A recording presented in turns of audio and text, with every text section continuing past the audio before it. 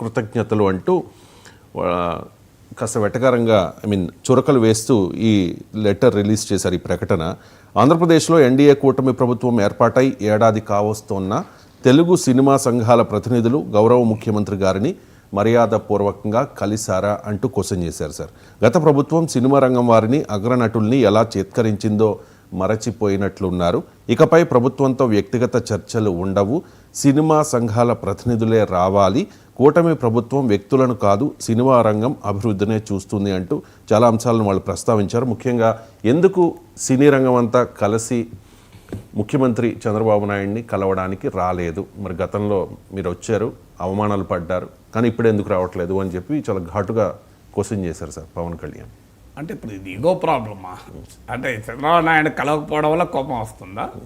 నాకు నిజంగా అర్థం కాని విషయం. సో వాళ్ళకి ఏమైనా ఇష్యూస్ ఉంటే కలుస్తారు, లేకుంటే కలవరు. వచ్చి కలవాలి, అందరూ వచ్చి మర్యాదపూర్వకంగా దండం పెట్టుకొని పోవాలా చంద్రబాబు నాయుడుకి, ముఖ్యమంత్రికి? అసలు ఈగో కూడా మంచిది కాదు కదా అంటే నేను నిజంగానే వాళ్ళకి ఇష్యూస్ ఉంటే ప్రభుత్వం పిలవచ్చు. దీంట్లో ఈగో ఎందుకండి? తెలుగు సినీ పరిశ్రమ అభివృద్ధి ప్రభుత్వం కోరుకుంటే ప్రభుత్వమే సినిమా రంగంలో ఉన్న పెద్దలందరినీ పిలిచి, సినిమా రంగం ఇది నాట్ అండ్ ఎలక్టెడ్ బాడీ. ఒక ఫిల్మ్ ఛాంబర్కి ఏదో ఎలక్షన్స్ అవుతాయి, మాకు ఎలక్షన్స్ అవుతాయి, కానీ ఫిల్మ్ ఛాంబర్కు మాకు నాయకత్వం వహించే వాళ్ళే సినిమా రంగాన్ని శాసించరు. సినిమా రంగాన్ని శాసించేవారు వేరే వాళ్ళు ఉంటారు. మీరు పిలవండి. మరి రాష్ట్ర ప్రభుత్వం ఒక్క ఏడాదిలో రాష్ట్ర ప్రభుత్వం చలనచిత్ర రంగ పరిశ్రమ అభివృద్ధి కొరకు సినిమా రంగం పెద్దలు ఎందుకు పిలవలేదు? వాళ్ళే రావాలి, వాళ్ళే వచ్చి మాట్లాడాలి, మర్యాదపూర్వకంగా చంద్రబాబు నాయుడు కలవాలి, బొకే ఇవ్వాలి. అసలు ఈ గోలే నాకు నిజంగా అర్థం కాని విషయం. నిజంగానే తెలుగు చలనచిత్ర పరిశ్రమ పట్టించుకోకపోతే చాలా తప్పేది. ముఖ్యమంత్రి అందులో చంద్రబాబు నాయుడు అంటే చాలా రెస్పెక్ట్ కూడా. తెలుగుదేశం పార్టీకి సినిమా రంగానికి చాలా సన్నిహిత సంబంధం. మన నందమూరి బాలకృష్ణ ఏం చేస్తున్నాడు? సినిమా రంగంలో ఆయన భాగస్వామి కాదా? అసలు తెలుగుదేశంలో చాలామంది సినిమా పెద్దలు ఉన్నారు కదా. సో తెలుగుదేశం పార్టీ తరఫున ఎమ్మెల్యేలు, ఎంపీలైన వాళ్ళు చాలామంది ఉన్నారు కదా. వాళ్ళంతా ఏం చేస్తున్నారు మరి? అసలు ఆశ్చర్యంగా ఉంది నిజంగానే. ఇప్పుడు వైఎస్ఆర్ కాంగ్రెస్ పార్టీ వాళ్ళు అదే పంచాయతీ ఉండే, జగన్మోహన్ రెడ్డి సినిమా పరిశ్రమ గౌరవించలేదని. తెలంగాణలో మనం అదే పంచాయతీ విన్నాం, రేవంత్ రెడ్డిని తెలుగు సినిమా పరిశ్రమ గౌరవించలేదని. కానీ చంద్రబాబు నాయుడును గౌరవించకపోవడం అనేది నిజంగానే అయితే దాని మించిన ఆశ్చర్యం ఇంకోట్లేదు. ఎందుకంటే చంద్రబాబు నాయుడు పట్ల గౌరవం ఉండకపోవడం ఏంది? ఆయన సినీ పరిశ్రమకు తెలుగుదేశానికి ఉన్న అనుబంధం మనకు తెలుసు కదా. మరి నందమూరి బాలకృష్ణ సినిమా రంగంలో పెద్దల్లో భాగం కాదా? ఆయన ఏమైనా వేరా? మరి బాలకృష్ణ ఎందుకు వస్తలేడు అనే క్వశ్చన్ వస్తుంది కదా. సో అనేక మంది సినిమా డైరెక్టర్లు, సినిమా నటులు తెలుగుదేశంలో చాలా పదవులు కూడా ఉన్నారు, ఇప్పటికి కూడా పార్టీలోనే ఉన్నారు కదా తెలుగుదేశంలో సినిమా రంగ ప్రముఖులు లేరా? మరి వాళ్ళందరూ ఎందుకు ఇనిషియేటివ్ తీసుకోవడం లేదు? అంటే వాళ్ళు ఎందుకు మరి చంద్రబాబు నాయుడు కలవడానికి నలుగురిని పట్టుకొని ఎందుకు రావడం లేదు? అంటే చూస్తుంటే చాలా పెద్ద గందరగోళం, గొడవలు ఉన్నట్లున్నాయి ఇందులో మెగా ఫ్యామిలీలో ఉన్న వివాదాల నుంచి మొదలుకొని అన్ని వివాదాలు కలగాబలగం చేసినట్టుగా కనబడుతున్నాయి.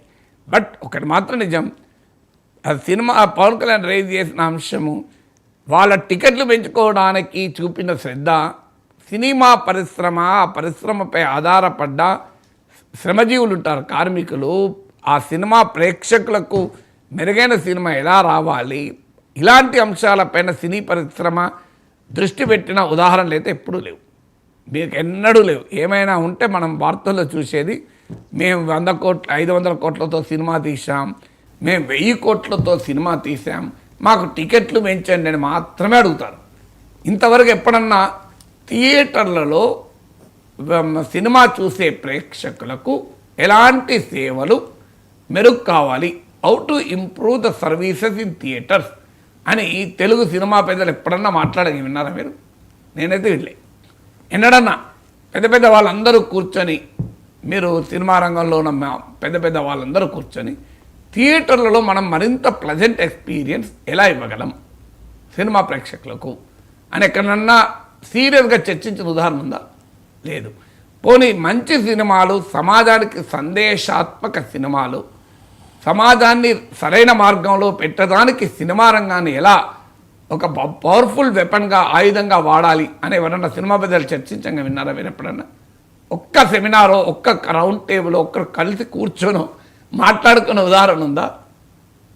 3 సినిమా టికెట్ల ధరలు పెంచుకోవడం అనే ఆలోచన తప్ప సినిమా ఖర్చులు తగ్గించి సినిమా ప్రేక్షకులకు మరింత మరింత తక్కువ ఖర్చుతో అందుబాటులో ఉండేలా మనం ఏం చేయగలం?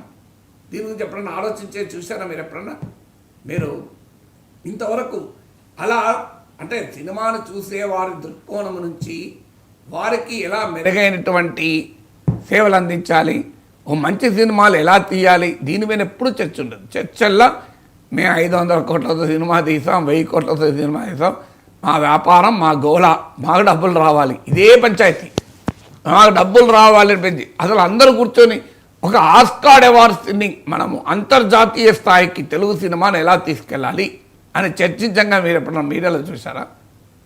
పోనీ సినిమా రంగంలోకి వస్తున్న కొత్తగా వచ్చే కళాకారులు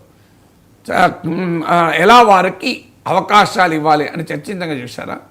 ఎన్నడన్నా ఇప్పుడు కొత్తగా ఎంతోమందికి సినిమా నటులు కావాలి, నటీమణులు కావాలని ఆశిస్తారు, కొత్తగా డైరెక్టర్ కావాలని ఆశిస్తారు.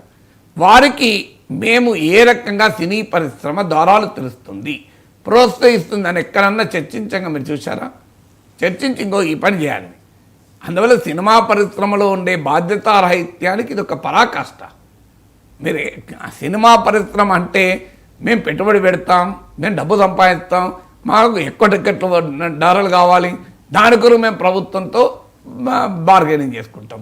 ప్రభుత్వాలు కూడా అదే, మమ్మల్ని కలిస్తే చాలు, మర్యాదపూర్వకంగా కలవడలేదు, ఇది కాదు సమస్య. సమస్య వేరు. మర్యాదపూర్వకంగా ముఖ్యమంత్రిని కలిశారా లేదా అని ఇగో సమస్య ఎందుకు?